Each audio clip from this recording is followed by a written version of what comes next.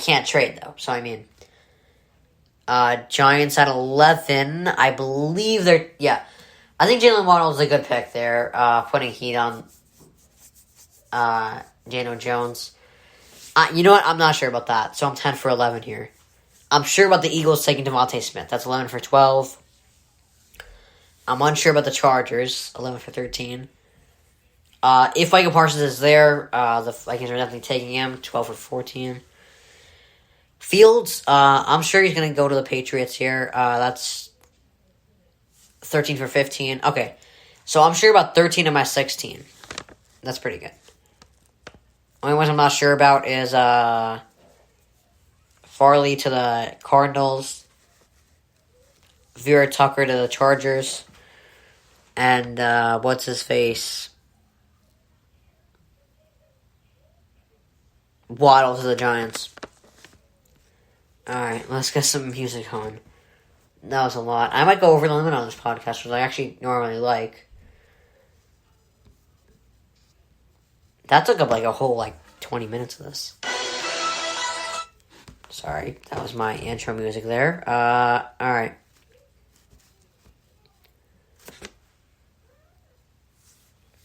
Yeah, but mock drafts are so complicated. I don't know, but I like them. I like doing them. Wish there was a way for you guys to kind of be in contact with me so I know what if you guys are disagreeing with me or not. But I mean, I don't know. But let's get some music going here. So, as I mentioned earlier, the Niners are down to Jones and Lance. Now, both of them will have success with Kyle Shanahan, because his system is incredibly good. It's just insane. It's very trustworthy, and I think both of them will do well. But I think Lance is a better quarterback, but Jones might be a better fit. It's not about who's the better player, it's about who's the better fit. So, I think that's the right call there.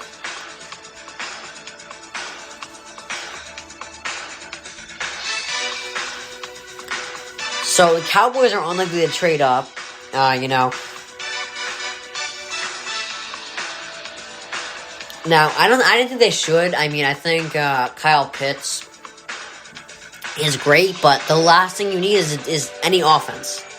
You got CeeDee Lamb, you got Michael Gallup, you got Amari Cooper, you got Dak Prescott. Ezekiel Elliott is still pretty good. You don't need another offensive player. Your defense is terrible. They have 10 picks. If you use 8 of those 10 picks on defense, it'll go a long way. I like what the Panthers did last year. They used all their picks on defense.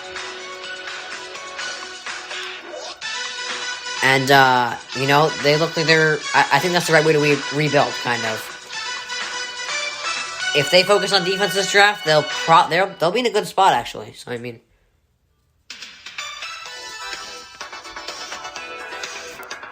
So, alright. That's the end of the music there. I'm actually not even close to done with this. That's normally music I play when I'm towards the end of this. I might not even... I'm going over limit. So, the Pats are looking to move up for Fields. Now, I said if Fields falls, they could take him. But, it is good, because, I mean, think of the the good teams in the AFC. Chiefs, they have Patrick Mahomes. Who else won their division last year? The Colts have Carson Wentz. And, who else? Titans have Ryan Tannehill, that's an exception.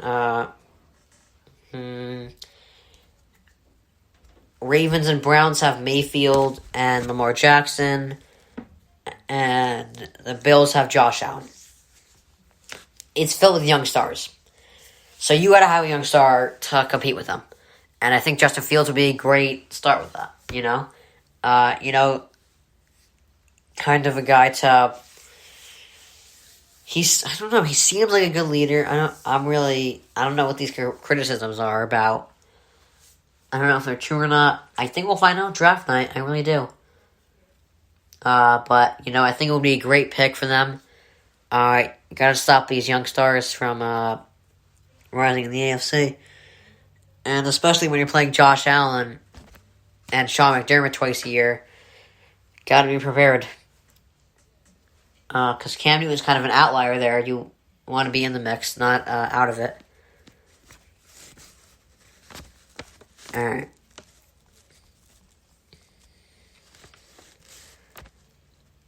Alright, so there's this question roaming around. What are the Dolphins going to do with the third pick? Well, I don't know what they're going to do with the sixth pick. They're going to get a receiver, a tight end, or an O-lineman. Or, let me rephrase. Receiver, Kyle Pitts, or an O-lineman. Alright? They are going to try their best to give Tua. They're trying to expose Tua here. They're going to give him everything. The problem is these Tua critics are going to come back out. They're going to be like, oh, but he had so much help. You criticize him for not doing well with the help he had last year. Now, when he's doing good with the same amount of help, basically, you're criticizing him again. Doesn't make sense, does it? No. So, I don't think they're not. Who are they going to take? Justin Fields? They're going to have 2 rookie quarterbacks. Trey Lance? Sorry, I'm not ruling out Tua possibly being a bust. But the jumping to conclusions is really annoying me. Because Tua has played one season. He didn't even play a full season. He played a half a season. 10 games.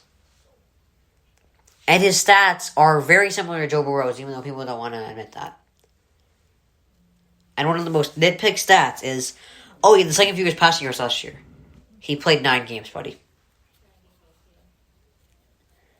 So you have to calm down about that. He's a kid. He's 22. You can't be criticizing someone after their first year. So it wouldn't make sense to draft a quarterback. We're getting more music going. Alright. So, this Trevor Bauer,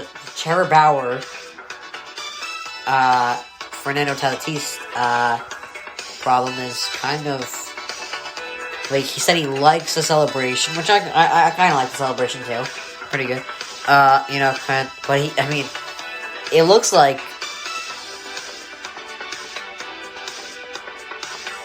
what's his face is, Fernando Tatis is like glued to controversy almost. He's like a magnet.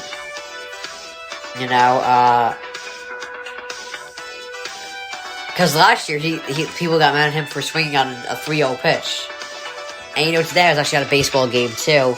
My own baseball game. And no one got mad at me for it, but I was on a 3-0 count. And I saw a good pitch coming in. It was coming in pretty much straight to me, okay? And I swung and I fouled it off. And then I threw another ball and I walked. But the coach comes to me and is like, you should normally, not swing on a 3-0 pitch because 99% of the time, they're going to throw, another ball. But no, it was a strike, trust me. And that he was calling the lower balls too. So even if it were low, which you can argue it was, he would have called it.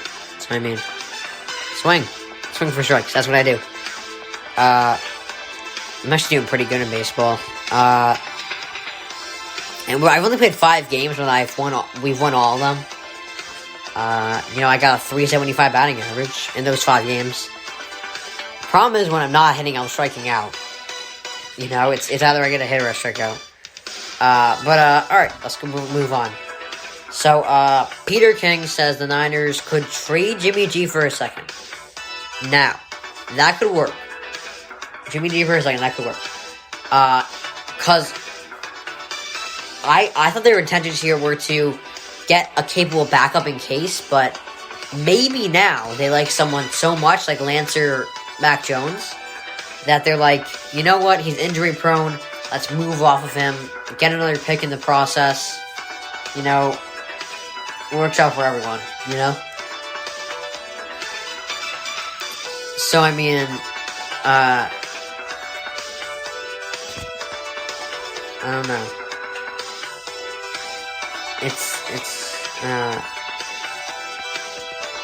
Oh, sorry. I'm on Instagram right now. This guy just posted patch trading for Julio Jones. I hate this guy. I don't know why. Why did I even follow him? He has all these fake outs, basically. He doesn't have the perfect time. But what was I talking about again? Yeah. So the Niners, they could do that. Jimmy G goes elsewhere. Hopefully to a place that he can thrive at.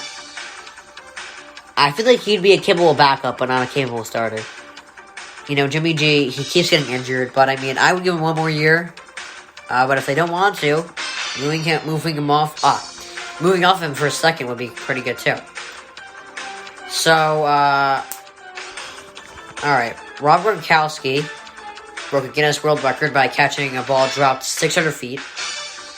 Now, I don't know if there's... I'm no scientist, but wouldn't it be getting faster as it falls? Like, because people are saying, oh, it's going like 1,000,000 miles an hour. And I'm like, really? I mean, I imagine it was going down a little slow, then after about 20 feet, it just speeds up about...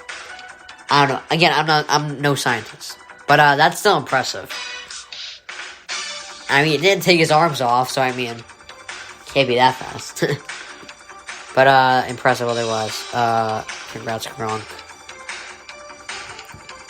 Alright, so, alright. Pretty good stuff today. I did not go over the limit. I got to 42 minutes, though. I'll take it. So I want to talk about the Niners one more time. About this Lance Jones thing. Now, it might be smokescreen, because I don't think Niners fans, like, they're saying they don't like Mac Jones either. So they could just be doing smokescreen.